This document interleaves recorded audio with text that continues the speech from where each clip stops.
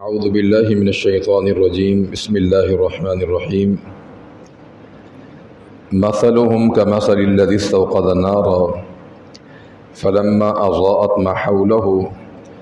ذهب الله بنورهم وتركهم في ظلمات لا يبصرون۔ فرمایا کہ ان منافقین کی مثال اس شخص جیسی ہے جس نے آگ کو جلایا، فلما اضاءت ما حوله، جب آگ نے ارد گرد کے ماحول کو روشن کر دیا، ذهب اللہ بنورہم، تو اللہ تعالیٰ نے ان کے نور کو چھین لیا، وترکہم فی ظلمات، اور انہیں مختلف اندھیروں میں چھوڑ دیا، لا یبصرون، یہ دیکھ نہیں سکتے ہیں۔ اس آیت کریمہ میں اللہ تعالیٰ نے منافقین کی ایک مثال بیان کی ہے اور تشبیہ دی ہے اس شخص کے ساتھ جس نے آگ کو جلایا، اور جب آگ جل گئی تو اچانک وہ آگ بجھ جاتی ہے۔ یہ تشبیہ اس لحاظ سے دی گئی ہے کہ منافقین نے بھی مدینہ میں رہ کر اسلام قبول کیا، اور جب اسلام قبول کیا تو ان کے دل میں ایمان کا نور پیدا ہوا، روشنی پیدا ہو گئی، لیکن پھر اچانک وہ لوگ دوبارہ جب نفاق میں مبتلا ہوئے تو اللہ تعالیٰ نے ان سے نور چھین لیا، اور شرک اور نفاق اور دیگر اندھیروں میں مبتلا ہو گئے۔ وہ فرمایا کہ فَهُمْ لَا يُبْصِرُونَ، وہ دیکھ نہیں سکتے ہیں۔ تو لہذا یہ ایسے منافقین کہ جن کے دلوں میں ایمان پختہ نہیں تھا، کچھ دیر کے لیے عارضی طور پر یہ اسلام میں اور ایمان میں داخل ہوئے، لیکن اچانک دوبارہ نفاق میں مبتلا ہونے کی وجہ سے اللہ تعالیٰ نے ان کا جو نور تھا ایمان کا وہ ان سے چھین لیا۔ اللہ رب العالمین نے قرآن مجید میں اسی بات کی تائید ایک اور مقام پر فرمائی ہے۔ فرمایا کہ انہوں نے اسلام قبول کیا لیکن ثم کفروا، پھر کفر کر لیا، فطبع علی قلوبہم، تو اس وجہ سے ان کے دلوں پر مہر لگا دی گئی، فہم لا یفقہون، یہ سمجھ نہیں پاتے ہیں۔ فرمایا کہ صم بکم عمی فہم لا یرجعون، یہ منافقین بہرے بھی ہیں، گونگے بھی ہیں، اندھے بھی ہیں، فہم لا یرجعون، بس یہ لوگ لوٹتے نہیں ہیں۔ گونگے یا بہرے ہونے کا مطلب یہ نہیں ہے کہ ان کے کان نہیں تھے، یہ ان کی زبانیں نہیں تھیں، یہ ان کی آنکھیں نہیں تھیں، یہ تمام چیزیں ان کے پاس موجود تھیں۔ ان تمام چیزوں کے ہونے کے باوجود ان لوگوں نے ان سے فائدہ نہیں اٹھایا۔ اللہ رب العالمین کا ارشاد ہے کہ وَجَعَلْنَا لَهُمْ سَمْعًا وَأَبْصَارًا وَأَفْئِدَةً، کہ ہم نے ان کو آنکھیں بھی دی تھی، دل بھی دیے تھے، ان کے پاس کان بھی موجود تھے، لیکن فَمَا أَغْنَى عَنْهُمْ سَمْعُهُمْ، نہ ان کے کان کام آئے، نہ ان کی آنکھیں کام آ سکی، کچھ بھی کام نہیں آ سکے۔ یہ حق سنتے تھے، حق کو دیکھتے بھی تھے، قرآن بھی سنا کرتے تھے،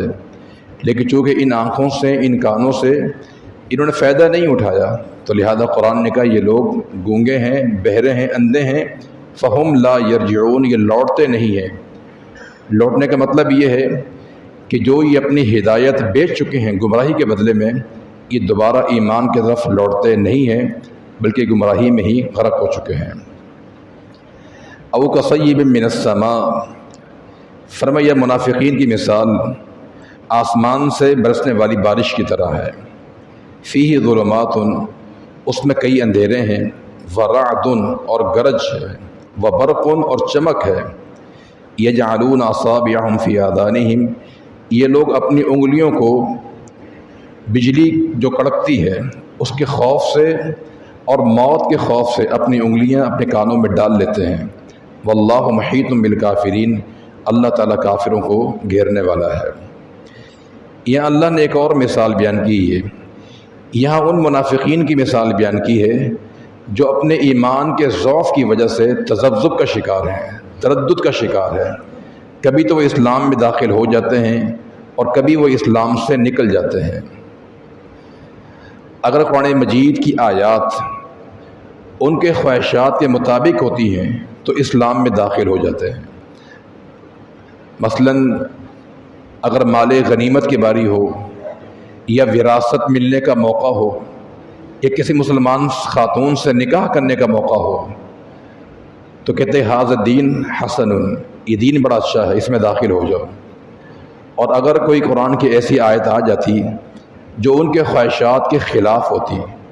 مثلا جہاد کو حکم دیا گیا ہے کہ تم جہاد کرو، اللہ کے راہ میں مال خرچ کرو، تو پھر یہ دین کو چھوڑ دیا کرتے تھے۔ تو یہاں رب العالمین نے ان منافقین کی مثال آسمان سے جو برسنے والی بارش ہے اس سے تشبیہ دی ہے کہ جب آسمان سے بارش برستی ہے اس میں دو چیزیں ہوتی ہیں، ایک تو گرج ہوتی ہے اور نمبر 2 اس میں بجلی ہوتی ہے، چمک ہوتی ہے۔ گرج سے مراد یعنی انسان کو جو مصیبتیں پریشانیاں آتی ہیں اسلام قبول کرنے کے بعد، اور چمک سے مراد اسلام قبول کرنے کے بعد انسان کو خوشیاں اور راحتیں بھی انسان کو حاصل ہوتی ہیں۔ تو ان کی مثال یہ ہے کہ یہ جب روشنیاں ملتی ہیں، فائدے ملتے ہیں تو اسلام میں داخل ہو جاتے ہیں، جب مصیبتیں یہ پریشانی آتی ہے، جہاد کرنے کا حکم دیا جاتا ہے تو یہ اسلام کو چھوڑ دیتے ہیں۔ فرمایا کہ واللہ محیط بالکافرین، اللہ تعالیٰ کافروں کو گھیرنے والا ہے۔ یہ اپنے تئیں یہ سمجھتے ہیں کہ ہم اسلام قبول نہ کر کے بچ جائیں گے، حالانکہ حقیقت میں ایسا نہیں ہوتا، اللہ تعالیٰ کا عذاب جو ہے انہیں گھیرنے والا ہے۔ یکاد البرق یخطف ابصارہم، قریب ہے کہ یہی بجلی ان کی آنکھیں اچک لیں، کلما اضاء لهم مشوا فیہ، جب وہ روشنی ہوتی ہے اس میں چل پڑتے ہیں۔ معنی یہ کہ جب سکون ملتا ہے اسلام کے اندر، عافیت ملتی ہے، مال ملتا ہے، وراثت ملتی ہے، تو کہتے یہ اچھا دین ہے، اس میں چل پڑو۔ اور وَإِذَا أَظْلَمَ عَلَيْهِمْ قَامُوا، اور جب اندھیرا ہوتا ہے تو کھڑے ہو جاتے ہیں، جب مصیبت کو تکلیف کو پریشانی آتی ہے، جہاد کا حکم دیا جاتا ہے، مال مانگا جاتا ہے تو قاموا، یہ رک جاتے ہیں، اسلام سے دور ہو جاتے ہیں۔ وَلَوْ شَاءَ اللَّهُ، اگر اللہ چاہتا تو لَذَهَبَ بِسَمْعِهِمْ وَأَبْصَارِهِمْ، ان کی جو زہری آنکھیں اور کان ہیں انہیں ختم کر دے۔ ان اللہ علی کل شیء قدیر، اللہ تعالیٰ ہر چیز پر خوب قادر ہے۔ تو یہاں رب العالمین نے تقریباً 12 آیات میں ان منافقین کا ذکر فرمایا ہے، اور آخر میں رب العالمین نے 2 مثالیں دے کر منافقین کی وضاحت بیان کی ہے۔ یہ قرآن کا اسلوب اور بلاغت ہے کہ انہوں نے مثالیں دے کر بات کو واضح کیا ہے، چونکہ جو چیز مثال سے بیان کی جاتی ہے وہ سامعین کو زیادہ ذہن نشین ہو جاتی ہے، حتیٰ کہ مثال دینے سے جو چیز غائب ہو وہ یوں لگے سامنے موجود ہو، تو غائب چیز بھی حاضر محسوس ہوتی ہے۔ تو اس لیے یہاں رب العالمین نے منافقین کی 2 مثالیں بیان کر کے ان کی وضاحت کی ہے، اور مثال بیان کرنے کا مقصد بھی یہی ہے تاکہ یہ توبہ کریں، یہ رجوع کریں، یہ اپنی اصلاح کر سکیں۔ قرآن مجید میں اللہ رب العالمین نے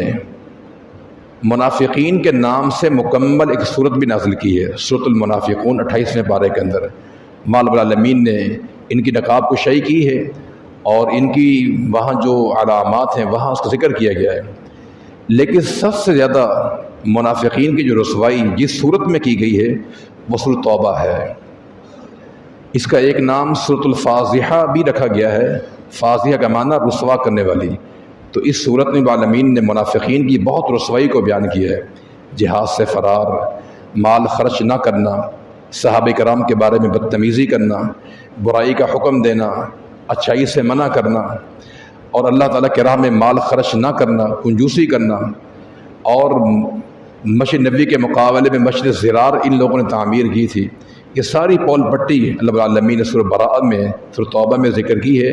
وہاں خوب اللہ العالمین نے ان کی مذمت کو بیان کیا ہے۔ تو یہاں بھی اللہ العالمین نے تقریباً 12 آیات میں ان منافقین کی صفات کو بیان کیا ہے۔ اللہ تعالیٰ ہمیں قرآن کا فہم عطا فرما دے، اللہ تعالیٰ ہمیں کتاب و سنت کو سمجھ کر عمل کی توفیق عطا فرما دے۔ وصلی اللہ وسلم علی نبینا محمد وعلی آلہ واصحابہ اجمعین۔